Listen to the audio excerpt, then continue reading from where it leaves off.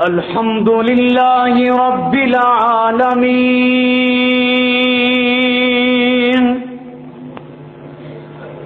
والصلاة والسلام على سید الانبیاء سیدنا محمد وعلى آلہ وَأَصْحَابِهِ أَجْمَعِينَ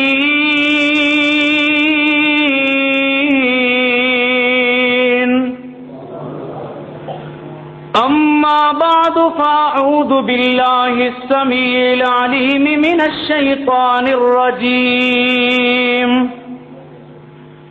بسم الله الرحمن الرحيم فلا وربك لا يؤمنون حتى يحكموك فيما شجر بينهم ثم لا يجدوا في أنفسهم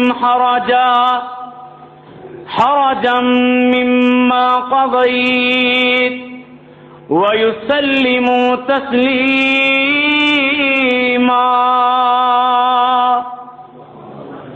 اگر حق بات کہتا ہوں مزہ الفت کا جاتا ہے، اگر خاموش رہتا ہوں کلیجہ منہ کو آتا ہے. حق بات کا ہر وقت اظہار کریں گے، ممبر نہیں ہوگا تو سرگار کریں گے. ہر قسم کی تعریف اللہ مالک العلام ذوالجلال والاکرام کی پاکیزہ ذات گرامی کے لیے. درود و سلام خاتم الانبیاء سید الانبیاء سیدنا محمد رسول اللہ صلی اللہ علیہ وآلہ وسلم کی مقدس مطہر ذات مبارک کے لیے. محترم بھائی اور دوستو، ایک شخص عبداللہ بن مسعود رضی اللہ تعالی عنہ کے پاس آتا ہے، کہنے لگا ہے عبداللہ آج آپ مسجد گئے تھے؟ فرمانے لگے جی ہاں گیا تو تھا. وہ نوجوان کہنے لگا اے عبداللہ آپ نے مسجد میں کچھ دیکھا؟ فرمانے لگے ایسی تو کوئی بات نہیں دیکھی جس پہ اعتراض کیا جائے. وہ نوجوان کہنے لگا اے عبداللہ اب آپ جائیں، جا کے دیکھیں کہ مسجد میں کیا ہو رہا ہے. بتانے والا اتنا پریشان ہے، کیا وہ کسی کو مسجد میں شراب پیتے دیکھ کے آیا ہے یا کسی کو بدکاری کرتے ہوئے دیکھ کے آیا ہے؟ وہ اتنا پریشان کیوں ہے؟ وہ پریشان اس لیے ہے وہ مسجد کے اندر ایک ایسا عمل دیکھ کے آیا ہے جو سنت کے خلاف ہے، اس لیے پریشان ہے. آج ہماری حالت کیا ہے کہ اسٹیج پہ بھی ایسا کچھ کیا اور کروایا جاتا ہے جو سراسر سنت کے خلاف ہے، لیکن ہم پریشان نہیں ہوتے اور نہ ہی اصلاح کرتے ہیں. ادھر آپ دیکھیں حالت کیا ہے، پریشان ہے.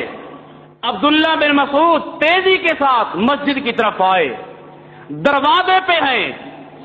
حدیث میں آتا ہے عبداللہ بن مسعود نے ان کو سلام تک نہیں کیا، سلام بھی نہ کیا، اور کہنے لگے یا امت محمد، اے امت محمد صلی اللہ علیہ وسلم، ادو سیئاتکم، یہ تم کیا کر رہے ہو؟ اپنے گناہوں کی گنتی کر رہے ہو. حالانکہ وہ کیا کر رہے ہیں؟ انہوں نے ٹولیاں بنائی ہوئی ہیں اور ٹولیوں کے اندر ان میں سے جو معزز متقی پرہیزگار ہے وہ درمیان میں بیٹھا ہے. اور وہ کہتا ہے سبحوہ، سبحان اللہ کہو، سب کہتے ہیں سبحان اللہ سبحان اللہ۔ پھر وہ کہتا ہے نوٹ کرنا، ٹولیاں بنائی ہوئی ہیں اور میں آپ کو آگے جا کے بتاؤں گا کہ ان وظیفوں کی فضیلت بھی ہے، یہ انہوں نے خود نہیں بنائے بلکہ فضیلت بھی ہے۔ ان میں درمیان میں جو بندہ بیٹھا ہے کیا کہتا ہے؟ سبحوہ، سبحان اللہ کہو، سب کہتے ہیں سبحان اللہ سبحان اللہ۔ پھر وہ کہتا ہے حمدوہ، الحمدللہ کہو، سب کہتے ہیں الحمدللہ الحمدللہ۔ پھر وہ کہتا ہے حللوہ، لا الہ الا اللہ کہو، سب کہتے ہیں لا الہ الا اللہ لا الہ الا اللہ۔ پھر وہ کہتا ہے کبروہ، اللہ اکبر کہو، سب کہتے ہیں اللہ اکبر اللہ اکبر۔ اب آپ کو میں یہ بتاؤں گا اس کی فضیلت کیا ہے۔ آپ دیکھیں کیا وہ یہ غلط کام کر رہے ہیں؟ وہ تو سبحان اللہ کہہ رہے ہیں، الحمدللہ پڑھ رہے ہیں، لا الہ الا اللہ کہہ رہے ہیں، اللہ اکبر کی صدا بلند کر رہے ہیں۔ عبداللہ بن مسعود نے گناہ کیوں کہا؟ آپ غور کریں، گناہ کیوں کہا؟ وہ تو مسجد میں بیٹھے ہوئے اللہ تعالیٰ کی تعریف کر رہے ہیں۔ یہ 4 کلمے ہیں، چاروں کلموں میں اللہ تعالیٰ کی تعریف ہے اور ان کلموں کی فضیلت بھی ہے۔ کائنات کے امام نے فرمایا جو شخص یہ کلمے پڑھ لے سبحان اللہ والحمد للہ ولا الہ الا اللہ واللہ اکبر، جب بندہ یہ کلمے پڑھتا ہے اللہ تعالیٰ کے پاس یہ کلمات پہنچ جاتے ہیں اور عرش کو گھیر لیتے ہیں۔ ان کلموں کے اندر بنبناہٹ ہوتی ہے، آواز ہوتی ہے، اس آواز کے اندر کیا ہوتا ہے؟ یہ کلمات کہتے ہیں یذکرن صاحبہ، جس بندے نے یہ کلمے ادا کیے ہیں اس کی تعریف کو رب العالمین کے سامنے بیان کرتے ہیں۔ یہ اس کی تعریف ہے، یہ اس کی فضیلت ہے۔ اس کی ایک اور بھی فضیلت ہے، ذرا نوٹ کرتے چلے جانا ہے۔ جناب انس رضی اللہ تعالیٰ عنہ بیان کرتے ہیں میں کائنات کے امام کے ساتھ تھا، آپ ایک جگہ پہ رک گئے اور ایک درخت کے قریب چلے گئے، جو درخت سوکھ چکا ہے آپ نے اس درخت کے پتوں کو ہلایا ہے، پتے جھڑ گئے، زمین پہ گر گئے۔ پھر آپ نے فرمایا ہے انس جو بندہ یہ کلمات پڑھ لے سبحان اللہ والحمد للہ ولا الہ الا اللہ واللہ اکبر، جو بندہ یہ کلمات ادا کرتا ہے اس کے گناہ بھی ایسے ہی جھڑ جاتے ہیں۔ یہ اس کی فضیلت ہے کہ نہیں؟ اب انہوں نے یہ وظیفے نہیں بنائے، آج تو نہ وظیفے ہیں نہ طریقے ہیں، انہوں نے طریقہ بنایا، وظیفہ نہ بنایا۔ طریقہ کیا بنایا؟ ایک مخصوص انداز انہوں نے اپنا لیا، جبکہ کائنات کے امام نے ان کلمات کی کوئی الگ سے ترتیب نہیں بتائی، نہ کوئی طریقہ بتایا، جب آپ کا دل چاہے آپ پڑھ لیں۔ اب انہوں نے ایک مخصوص طریقہ بنا لیا، ٹولیاں بنائی ہوئی ہیں، درمیان میں بندہ بیٹھا ہوا ہے، وہ کہتا ہے وہ آگے کہتے ہیں۔ اب عبداللہ بن مسعود فرماتے ہیں ادو سیئاتکم، یہ تم گناہوں کی گنتی کر رہے ہو، رک جاؤ۔ پھر فرمانے لگے اے امت محمد صلی اللہ علیہ وسلم ہذہ آنیۃ رسول اللہ لم تکسر، ابھی تو اللہ کے رسول کو دنیا سے گئے ہوئے زیادہ ٹائم نہیں گزرا، ابھی تو اللہ کے رسول کے وہ برتن نہیں ٹوٹے جن برتنوں میں آپ کھایا اور پیا کرتے تھے۔ وثیابہ لم تبلا، اللہ کے رسول کے ابھی تو کپڑے بھی میلے نہیں ہوئے جو آپ پہنا کرتے تھے۔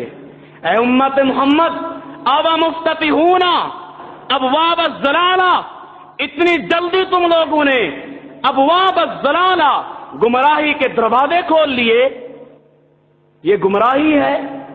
ایسا کون سا جملہ ہے مجھے بتائیے؟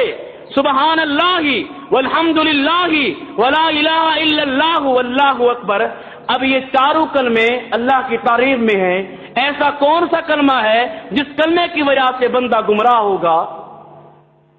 عبداللہ بن مسعود نے گناہ کہا، دوسری بات کہ اس سے گمراہی کا دروازہ تم نے کھولا ہے۔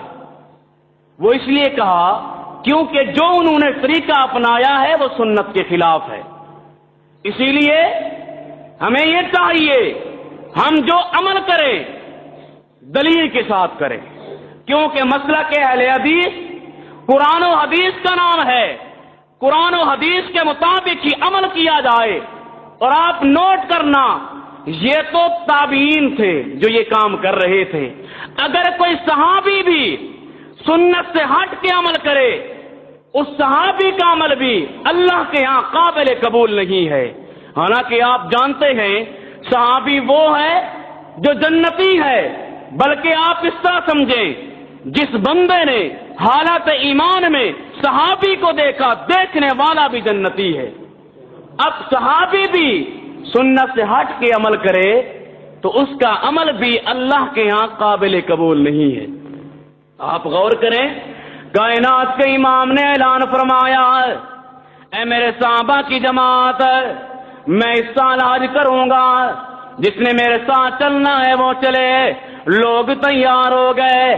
اب جن کے پاس سواریاں ہیں وہ بڑے خوش ہیں، ہم اللہ کے رسول کے ساتھ سفر بھی کریں گے، حج بھی کریں گے۔ جن کے پاس سواریاں نہیں ہیں وہ کہنے لگے ٹھیک ہے ہم پیدل ہی چل پڑیں گے، اللہ کے رسول کے ساتھ سفر نہیں ہوگا تو کیا ہوا، حج تو کر لیں گے۔ اصل بات کیا ہے؟ حج کرنا ہے، حج تو کر لیں گے۔ اب کائنات کے امام قافلے کے ساتھ جا رہے ہیں۔ ابھی راستے میں دیکھا کہ کچھ لوگ جمع ہیں، جمگٹا ہے، رش لگا ہوا ہے۔ آپ نے قافلے کو روک دیا۔